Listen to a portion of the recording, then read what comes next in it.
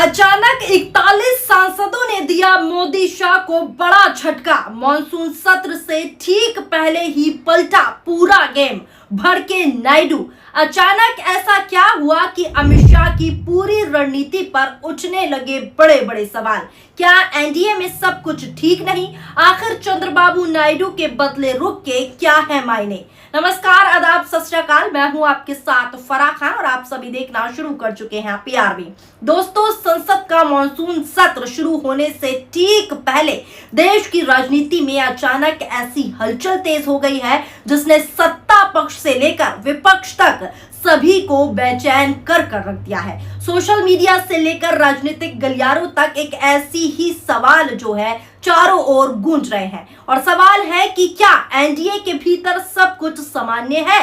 क्या सहयोगी दलों की नाराजगी अब खुलकर पूरे देश के सामने आने लगी है? और सबसे बड़ा सवाल, क्या चंद्रबाबू नायडू अब हर मुद्दे पर भारतीय जनता पार्टी के साथ खड़े दिखाई देंगे या फिर अपनी अलग राजनीतिक लाइन अपनाने की तैयारी नायडू कर चुके हैं? दरअसल दोस्तों, पिछले कुछ दिनों में जो राजनीतिक घटनाक्रम निकलकर सामने आए हैं उन्होंने कई सारे नए सवाल पैदा कर दिए हैं। कई सवाल हैं। कहा जा रहा है कि केंद्र सरकार मॉनसून सत्र में कई महत्वपूर्ण विधेयकों और संवैधानिक संशोधनों को आगे बढ़ाने की पूरी तैयारी में है, पूरी प्लानिंग में है। इनमें परिसीमन यानी कि डिलिमिटेशन, चुनाव सुधार और कुछ अन्य संवेदनशील प्रस्ताव भी शामिल बताए जा रहे हैं जो भारतीय जनता पार्टी लेकर आने वाली है। यहीं से पूरी राजनीति जो है बदलती हुई दिखाई दे रही है, क्योंकि अब सवाल सिर्फ विपक्ष का नहीं है, सवाल एनडीए के सहयोगी दलों का भी है। दोस्तों, राजनीति में सबसे बड़ा डर चुनाव हारने का नहीं होता, सबसे बड़ा डर होता है राजनीतिक अस्तित्व पर खतरा जो पैदा हो रहा है उसको बचाने का।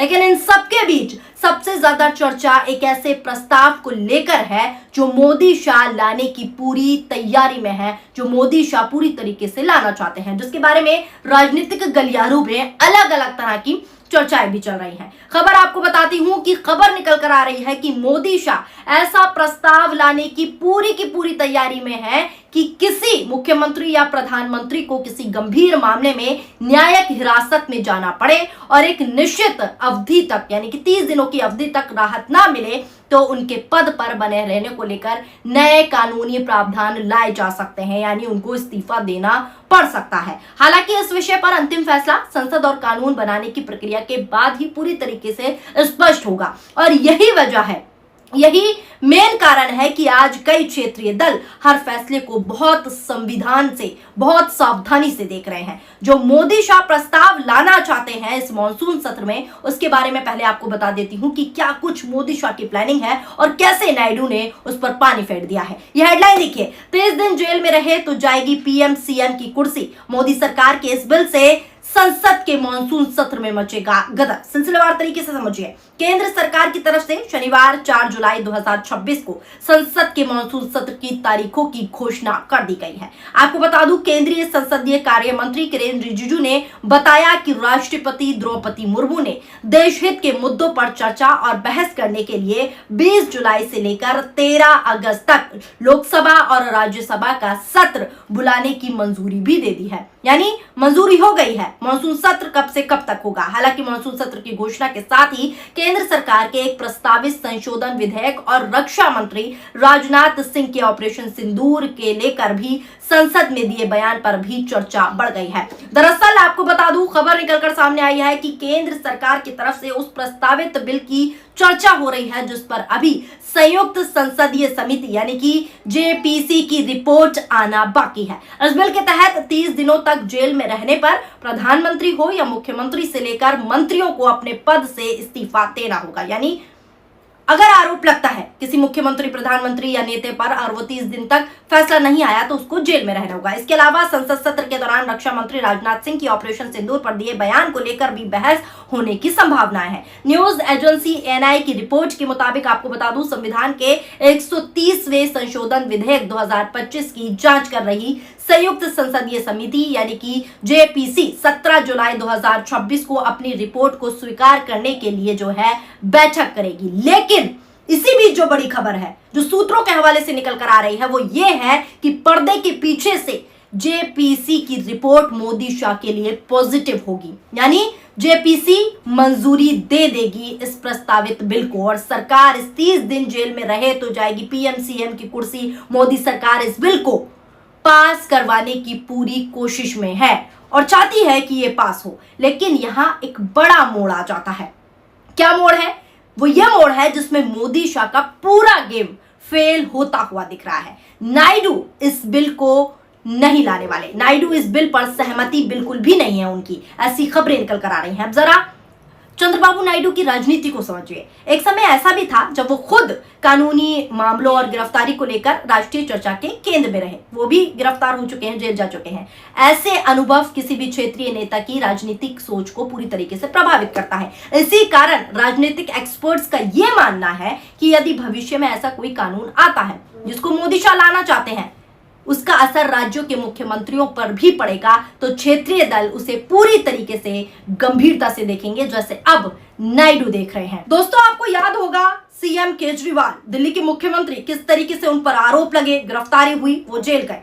और आपको यह भी याद होगा मुख्यमंत्री झारखंड के हेमंत सोरेन, किस तरीके से उन पर आरोप लगे, गिरफ्तारी हुई और जेल गए। और नायडू भी विवादों में रहे हैं, जेल भी जा चुके हैं, वो भी काफी विवादों में रहे हैं। और इसी सब को देखते हुए अब नायडू पूरी तरीके से एक रणनीतिक प्लानिंग कर रहे हैं और वो मोदी शाह के इस प्लान से बिल्कुल भी सहमत नहीं है, क्योंकि भविष्य में भारतीय जनता पार्टी ही किसी भी राज्य के मुख्यमंत्री पर आरोप लगवाकर जेल भिजवा सकती है और 30 दिनों तक फैसला नहीं आया तो इस्तीफा देना ही पड़ेगा इस कानून के तहत, अगर ये पास हो जाता है, अगर ये पारित हो जाता है तो। इसीलिए ये जो पूरा बिल है, ये जो पूरा प्रस्ताव है, वो नायडू चाहते ही नहीं कि पास हो। यही कारण है कि एक्सपर्ट्स का भी साफ कहना है कि भविष्य में ऐसा कोई कानून पास होता है, कानून पास हो जाता है तो इसका असर राज्यों के मुख्यमंत्रियों पर भी पड़ सकता है। तो इसी वजह से क्षेत्रीय दल जो है और खासकर नायडू जो है इस प्रस्ताव को बहुत गंभीरता से देख रहे हैं। यही वजह है कि अब ये चर्चा पूरी तरीके से तेज हो गई है कि टीडीपी हर प्रस्ताव पर बिना शर्त समर्थन देने के बजाय अपने राजनीतिक हितों को जो है प्रायोरिटी दे रही है, यानी प्राथमिकता दे रही है। खबर है कि मोदी शाह के इस बिल के लिए नायडू बिल्कुल भी वोट नहीं देंगे, वो इस बिल से सहमत ही नहीं है। हालांकि अभी तक टीडीपी की ओर से ऐसा कोई आधिकारिक बयान सामने नहीं आया है कि वो किसी विशेष विधेयक का समर्थन नहीं करेंगे या विरोध करेंगे, लेकिन दोस्तों राजनीति में कई बार बयान से ज्यादा मायने क्या रखते हैं? संकेत। और यहां पर संकेत साफ दिख रहे हैं। पिछले कुछ दिनों से ऐसे संकेत नायडू की साइड से साफ देखने को मिले हैं जो दर्शाते हैं कि नायडू पीएम मोदी और अमित शाह का साथ नहीं देने वाले। राजनीतिक मंचों पर विपक्षी नेताओं से मुलाकातें हुई, नायडू ने रेड्डी की तारीफ भी की खुलकर, यह खबर भी मैंने आपको दिखाई थी। क्षेत्रीय दलों के बीच बढ़ता संवाद और सहयोगी दलों को अपने अधिकारों को लेकर लगातार मुखर होना, तो नायडू कई संकेत दे चुके हैं, खुले मन से दे चुके हैं, पर्दे के पीछे नहीं दे रहे हैं, साफ साफ संकेत दे रहे हैं। इन सब ने बीजेपी की रणनीति पर नए सवाल खड़े कर दिए हैं। अब दोस्तों बात करते हैं संसद के गणित की। सरकार के पास साधारण विधेयक पारित करने के लिए पर्याप्त संख्या हो सकती है, ऐसी गोदी मीडिया खबरें चला रही है, लेकिन जब बात संविधान संशोधन की आती है तब तस्वीर पूरी तरीके से बदल जाती है, क्योंकि रियलिटी क्या है वो गोदी मीडिया नहीं बताएगी। ऐसे मामलों में दोस्तों 2/3 बहुमत की जरूरत होती है, यानी केवल अपने सांसद ही नहीं बल्कि सहयोगी दलों का भी पूरा समर्थन भी बेहद महत्वपूर्ण होता है। और अभी सहयोगी दल पूरी तरीके से साथ नहीं है। यही वजह है कि हर सहयोगी दल का रुख अब पहले से कई ज्यादा अहम माना जा रहा है। राजनीतिक एक्सपर्ट्स का कहना है कि यदि सहयोगी दल किसी मुद्दे पर असहमत हो जाए और वो सहमत नहीं है किसी भी बात पर, तो सरकार की रणनीति पूरी तरीके से प्रभावित हो सकती है। और नायडू का रुख इस टाइम बदला है, जिसे लेकर भारतीय जनता पार्टी का पूरा गेम पलटने की पूरी तरीके से संभावनाएं मानी जा रही हैं। और यही सबसे बड़ा कारण है कि इन दिनों एनडीए के भीतर लगातार बैठकों का दौर चल रहा है और दूसरी तरफ विपक्ष भी इस पूरे मौके को पूरी तरीके से भुनाने की कोशिश में जुटा हुआ है।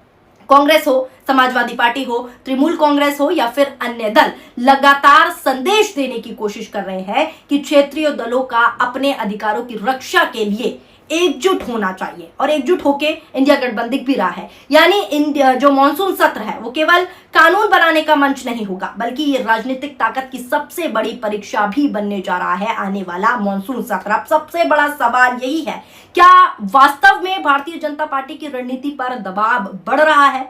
क्या सहयोगी दल खासकर नायडू अब पहले की तरह हर मुद्दे पर सरकार के साथ नहीं चलेंगे या फिर सब केवल और केवल राजनीतिक दबाव बनाने की रणनीति अपनाई जा रही है? इन सभी सवालों के जवाब दोस्तों संसद के मॉनसून सत्र में धीरे धीरे आप सबके सामने आ जाएंगे। लेकिन इतना तय है कि इस बार संसद के भीतर केवल विपक्ष ही सरकार को चुनौती नहीं देगा, विपक्षी सरकार को चैलेंज नहीं करेगा, बल्कि सरकार को अपने सहयोगी दलों को भी पूरी तरह साथ लेकर चलना होगा। और यही वजह है कि मॉनसून सत्र शुरू होने से पहले ही दिल्ली की राजनीति का तापमान पूरी तरीके से लगातार बढ़ता जा रहा है। दोस्तों, आखिर इन राजनीतिक घटनाक्रम का अंतिम असर क्या होगा, ये सवाल अभी भी गूंज रहा है। और सवाल यह भी है कि क्या सरकार अपने सभी विधेयक आसानी से पारित करा पाएगी जो उसने प्लानिंग कर रखे हैं, या फिर सहयोगी दल की नई रणनीति पूरे राजनीतिक समीकरण को बदल कर रख देगी? इन्हीं सवालों के जवाब अब देश की सबसे बड़ी लोकतांत्रिक संस्था यानी कि संसद में मिलने वाले हैं। तो दोस्तों, इस बार का मॉनसून सत्र पिछले कई वर्षों का सबसे ज्यादा महत्वपूर्ण सत्र माना जा रहा है। ये केवल कानून बनाने का मंच नहीं होगा अब की बार जो मॉनसून सत्र होगा, बल्कि गठबंधन की मजबूती की भी परीक्षा होगी। और अब निगाहें केवल और केवल विपक्ष पर नहीं, बल्कि एनडीए के हर सहयोगी दल पर टिकी है कि क्या नायडू सरकार के हर प्रस्ताव का समर्थन करेंगे। क्योंकि चर्चाएं आप देख रहे हैं, संकेत आप देख रहे हैं। क्या सहयोगी दल अपनी अलग राय रखेंगे?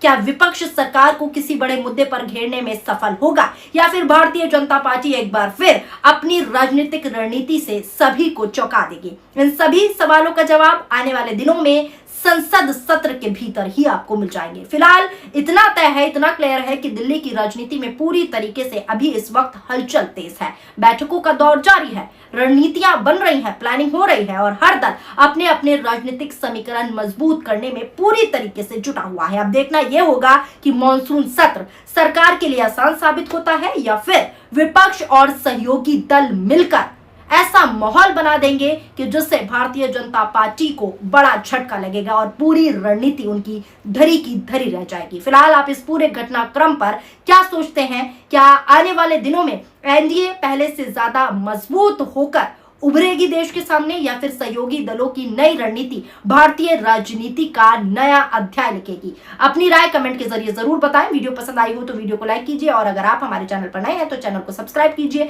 अगर आप ये वीडियो हमारे फेसबुक पेज पर देख रहे हैं तो फेसबुक पेज को फॉलो कर लीजिए। अगर आप हमारा ये वीडियो हमारे यूट्यूब चैनल पर देख रहे हैं तो यूट्यूब चैनल को सब्सक्राइब करना ना भूलिए। शुक्रिया, धन्यवाद, नमस्कार, जय हिंद, जय भारत।